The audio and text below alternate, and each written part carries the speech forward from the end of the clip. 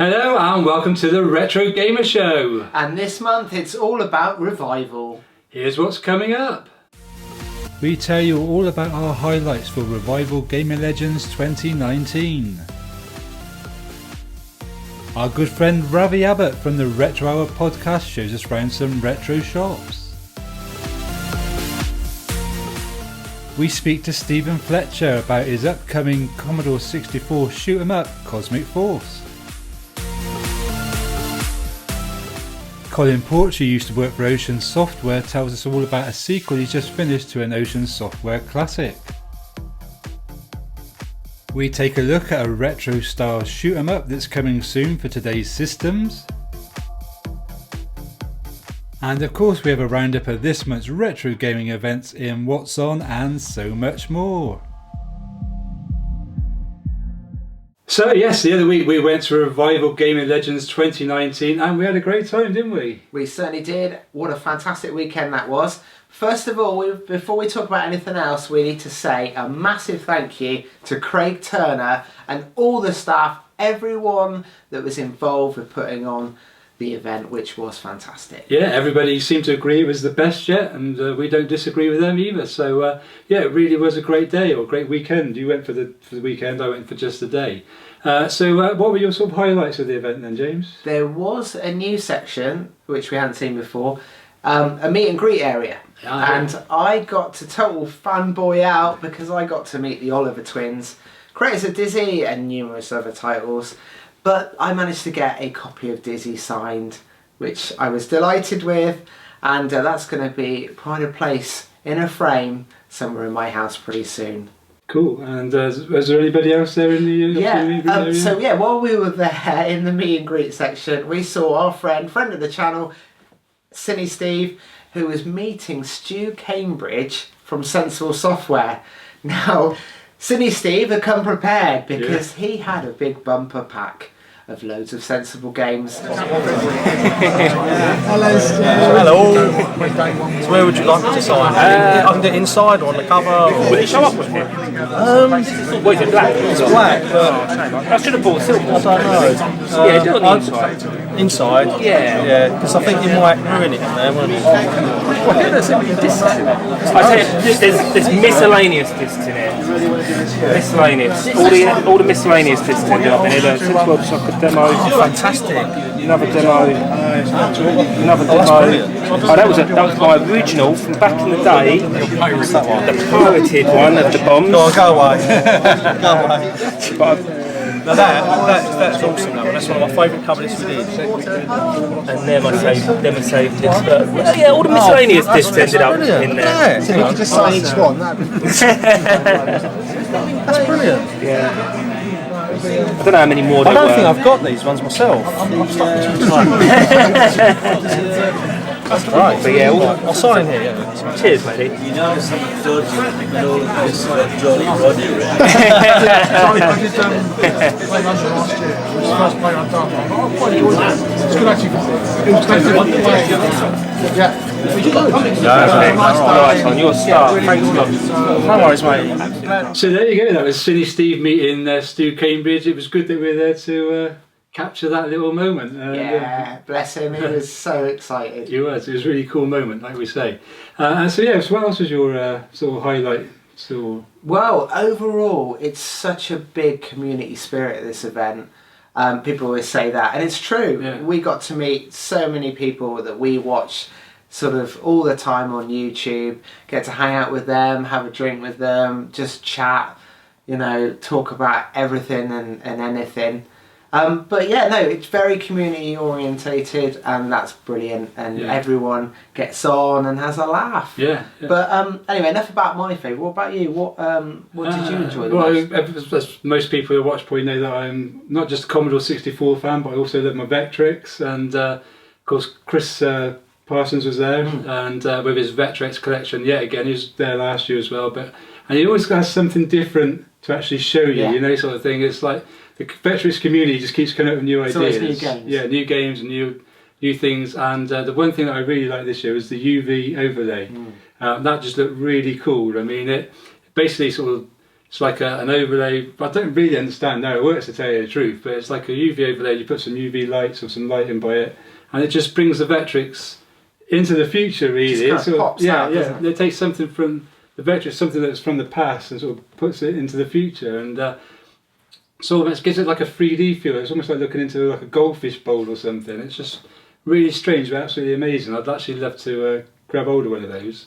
And so that was good. And of course, Chris does a little bit of programming himself. And last year I bought his game Deep Blue, which is a really good Vectrex game. And this year he had his new game there, which is Frontier.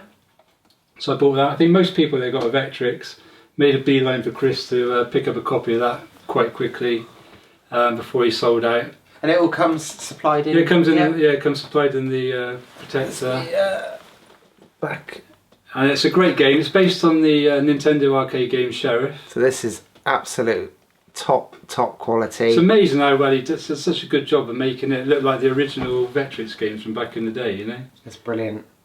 And, Vector Republic. Yeah, Vector Republic. Yeah. So that's where you can actually pick it up from. Actually, I should say that vectorrepublic.com I think is his website. We'll put a link in the description anyway. So if you want to get yourself a copy, how much are they? I think it was £35 on the. He's doing a special price at the event. I can't remember, it was either 30 or 35. I can't remember, but yeah. So that was that, and definitely affordable for something that he's made. Well, yeah, it's from scratch. Something like that. It's obviously got an overlay. It's got a booklet, leaflet, instruction leaflet. So yeah, it's brilliant. And another thing that I really enjoyed seeing there was the fire. What's it called? The fire. Fire truck. Fire truck. That's the one. Fire truck. Yeah, fire truck. Sit-down arcade. Yeah. So you've got someone at the front, someone at the back. Someone at the back steering. Yeah. I've never seen that ever anywhere. I think I've seen some pictures of it, but not actually seen it, in real life. And every time you went by, it was so popular. Somebody was on it. Or people were on it, because obviously it takes two of you, because they say one's sat in the truck in the cab sort of driving, and then one's on the back steering where the actual trailer of the fire truck goes. But everyone was on there, everyone was having a laugh and a good time, and I think it was Alex Nintendo Arcade said in his video that it was actually broken when the guy took it there and fitted it up. It wasn't working and they had to get it fixed. Wow. So I was really glad they did get it fixed, because I think for a lot of people that was one of the real highlights of the show, because it was, like I say, always busy, always somebody on it, and having a great time on it. So right, next up, just taking a little break from Revival for a few minutes, our friend Ravi Abbott from the Retro Hour podcast got in touch with us recently, and he said, hey guys, I really love it when you do your sort of shop tours. He said, I'm going to go to a few retro shops, would you like me to film inside so you can show everybody what they're like? And we said, hell yeah! Hey everybody, it's Ravi from the Retro Hour podcast. Now, I go to a lot of video game stores, so I thought I'd take some footage and kind of show you the ones that I've been visiting recently. So this one's one of my favourite. It's called Parallel Universe, and it is in Nottingham, down Trinity Walk. It's just opened, and it used to be a little market store. Now, it's got some amazing stuff in here, a lot of retro knickknacks. There's tons of games, you just have to hunt through, find discs. There's some really good stuff in here, and you'll also find some nice consoles for decent prices. I've even found an old amplifier in here, quite a lot of retro tech. It's really just a kind of complete dumping ground where people chuck all their retro stuff, and you can spend hours in there just troving through it, and there's something new every single week.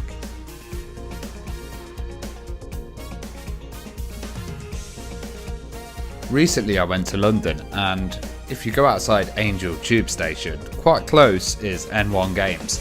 Now, N1 Games, I don't really see that many retro game shops in London, but they did have a few cabinets full of stuff, so there's a really nice selection of stuff actually. They had quite a lot of handhelds, and it was limited to this 2 free kind of cabinets, but it's really good to have some kind of retro goodies, at least in London, because I don't really know of any big stores anymore.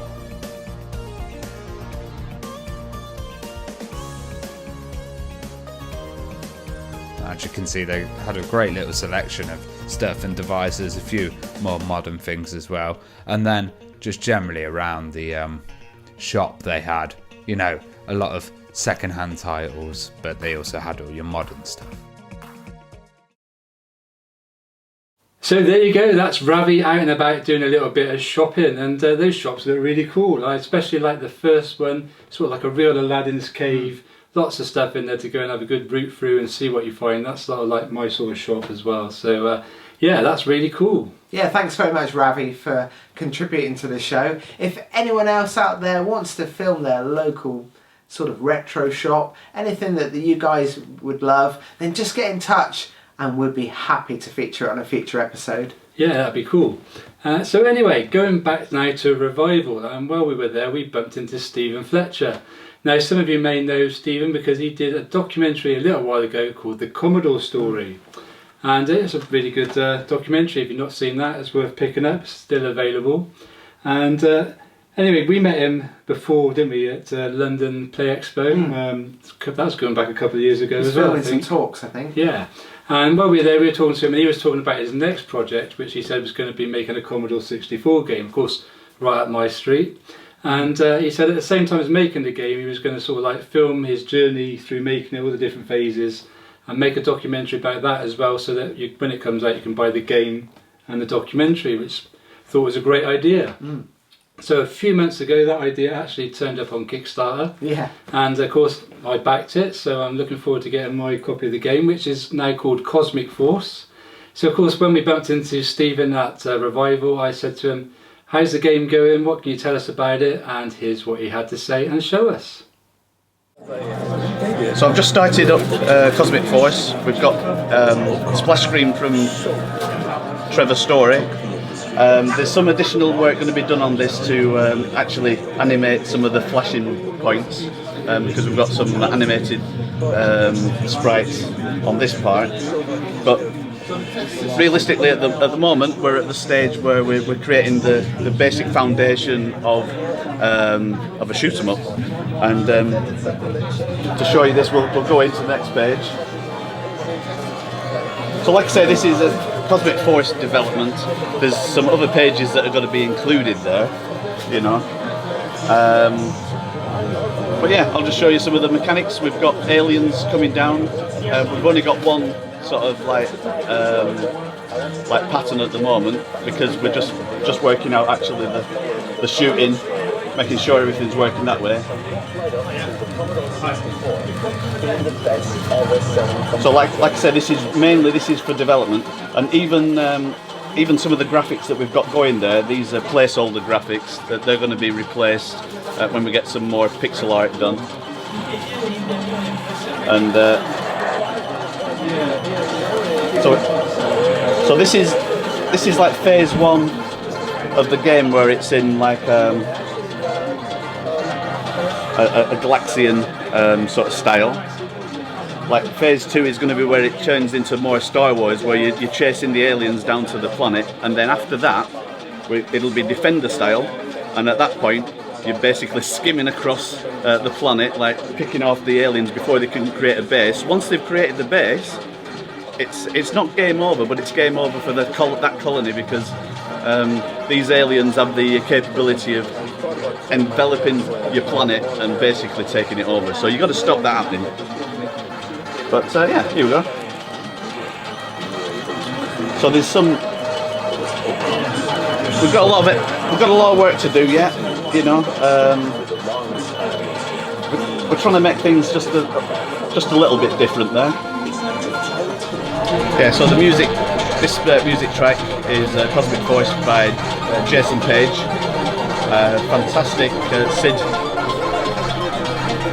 Fantastic SID developer, you know, composer. I'm like well happy with this. We've got another track from Rob Hubbard that's never been used in a game, called Radio Ace, and we're looking forward to incorporating that. You know, we've actually got a SID version and we've got it working, but right now in the demo we've only got Jason's music there, but that's it. This is the naked beginnings of Cosmic Force, and you're seeing it first.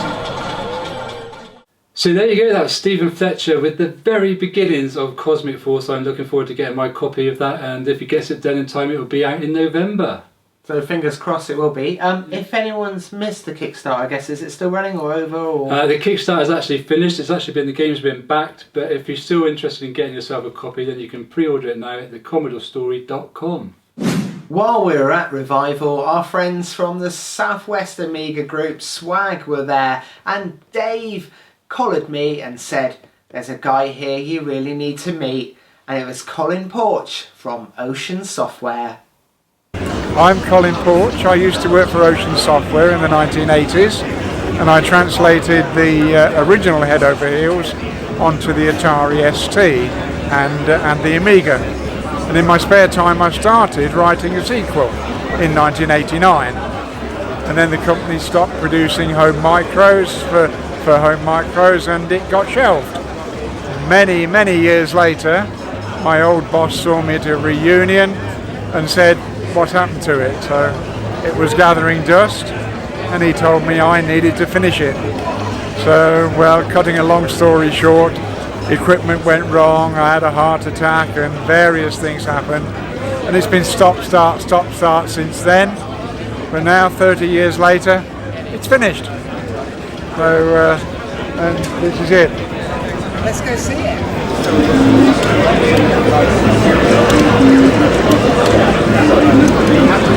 I'm very happy with it. And it's been getting very good reception. A lot of features in here that weren't in the original. Some of these blocks are there, but they disappear, so you can't see them, but you've got to remember where they are. So on.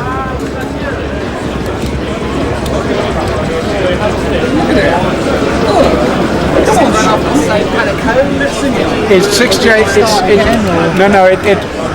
The engine that drives it is the same, but I've added quite a lot of new features. This is all written in 68,000. I do have a version that runs on an emulator on a PC. Oh, okay. So although the joystick, instead of being like this, is this size, and I can't handle it very well. No. But yes, it is there. I do have the source code with me if you want to see it. Oh, wow. But you probably won't understand it. You want to see it? Oh, yeah, why not? Okay. I'm going to stop it and I'll put my source code in, and you can see what it looks like. There we go. So are you more a bigger fan of the Atari than the Amiga, or? I wrote the copy for the Atari.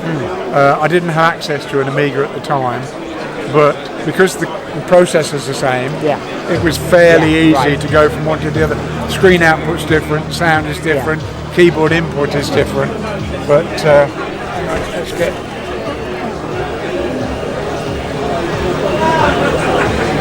To look at the code, we need to load the assembler first.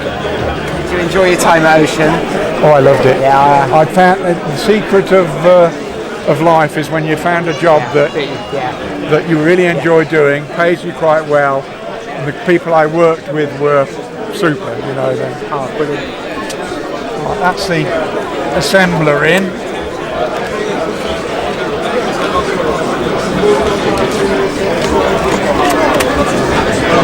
How many lines of code? Well, you'll see how big it is in a minute.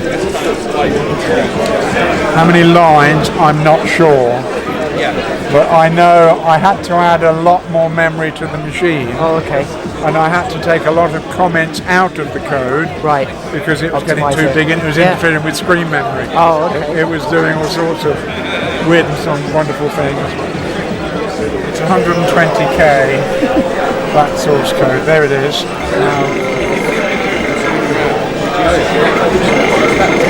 That's all the equates at the beginning.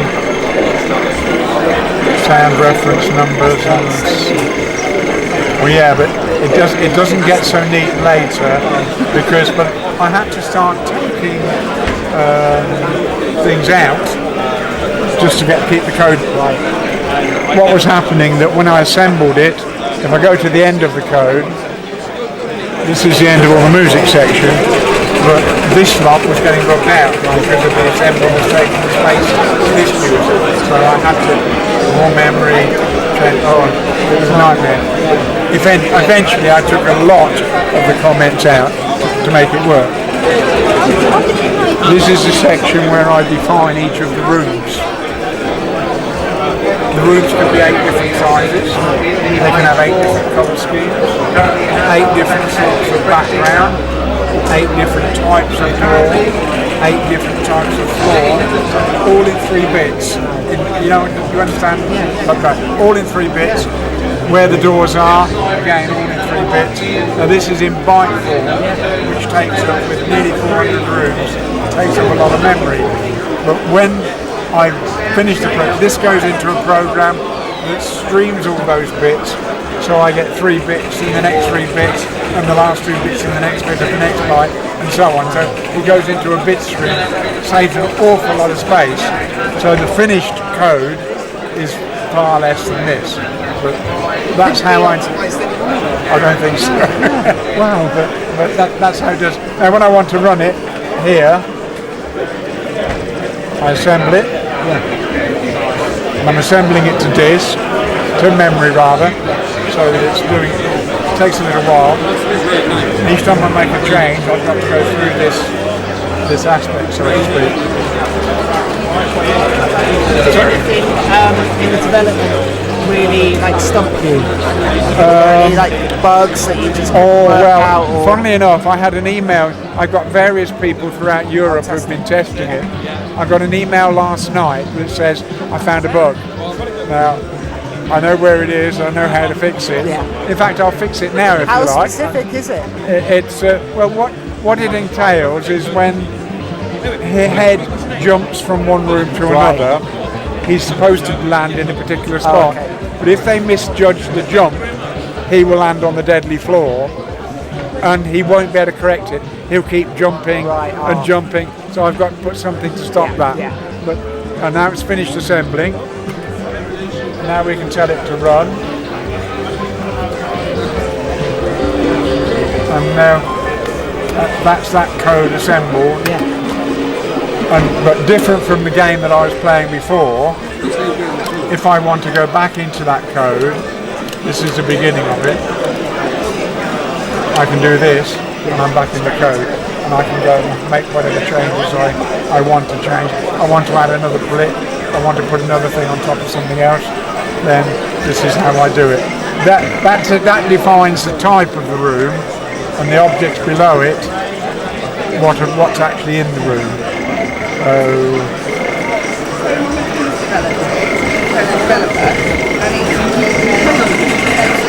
on. So some of the rooms have a lot of things in. And the numbers, are they the location within the room? The matrix, I'll show you a map in a second, but there are, I keep a reference of X, Y, Z if you like. X going that way, Y going that way, Z going up and down. So each room is defined by a 3-digit number. And if I show you here, oh wow, that is a 3D map of what the book world looks like. And the different colours tell you which characters can go into which rooms, whether they can go together, whether they can just one of them, and so on. And I've got the same sort of thing for all the other rooms, all the other worlds, if you like. The Blacktooth world, the main one, takes up 2 pages. It's so big, and there's even another section that I've had to put on a separate page. But there's a lot of it. It took a lot of work. Oh, that's fantastic. But that's the story behind it. Hey, it's fantastic, Colin. Thank you very much for sharing all this. You're very welcome. Thank you. So there you go, that was Colin Porch there, and really exciting to see Colin because one of my favourite Commodore 64 games was Head Over Heels. As you heard, he ported it over to the Atari ST, and after all these years he's just finished working on Head Over Heels 2, which will hopefully be coming to Steam and other platforms in the very near future. Yeah, such a great guy from Ocean's heyday, and it's not very often you get to see the source code of a game. No, and if you want to hear more about Colin, he is actually in the Ocean book, which was released a few years ago by Retro Fusion Books, and I think I just had an email the other day from them saying that it's been out of stock for a little while, but they're getting it reprinted and you can actually pre-order it again now. So it's also going to be out in a hardback. Ah, right, is it? Ah, cool. Yeah, because it was a softback before. So that's really good. Yeah, so yeah, Colin Porch there. Thanks for that, Colin. We really appreciate you showing us all that. Right, staying with Revival. We decided to check out some indie action, and I'm not talking about Indiana Jones. No, we're talking about a brand new indie game that's coming out very soon called Iridium.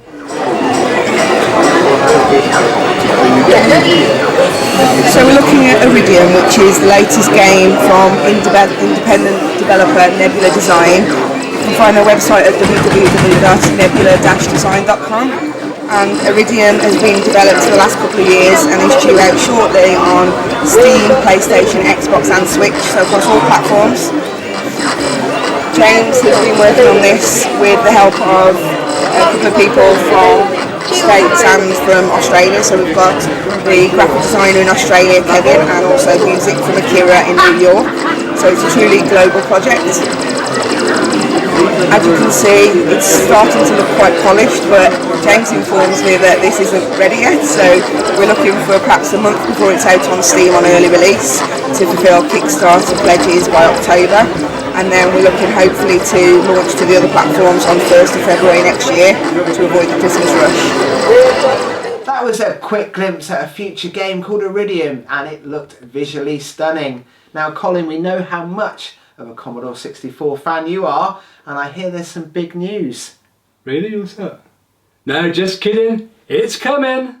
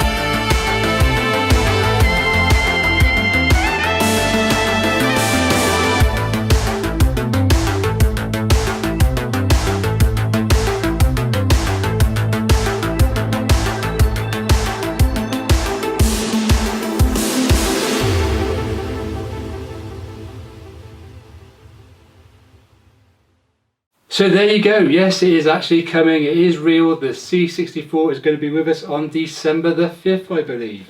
And yeah, I've loved my C64 Mini, as you can see here. The only thing that I did miss having a working keyboard, which obviously the C64's got. It's got more USB ports, because you know if you've got one of these how quickly you run out of USB ports. And also hopefully it's got the better joystick, which is going to be micro switch. So that's all going to be good. So yes, looking forward to December the 5th. And finally, it wouldn't be a Retro Gamer show without us telling you about future retro gaming events.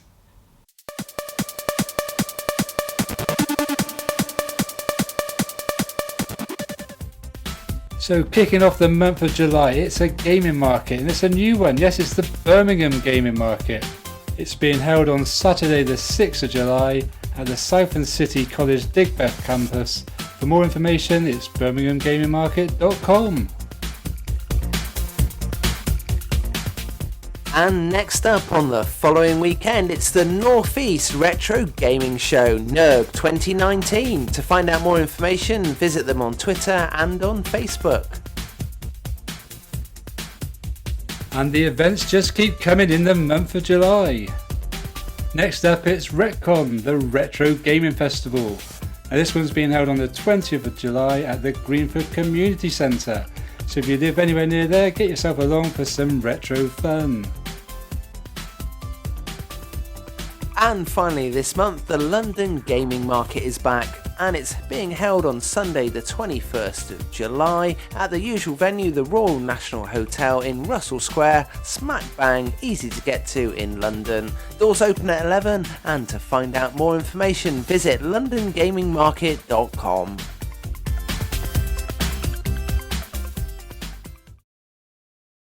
Well, that's about it for this month's Retro Gamer Show. Yes, it's been a good one. I've really enjoyed it. I hope you have too. And we'd like to thank everyone, as always, for subscribing and for all your support. And all our new subscribers, we've had quite a few this month. And of course, if you commented on last month's show, as always, your name will be going across the bottom of the screen right now. But as always, until next time, James, what they got to do? Keep it retro, everyone.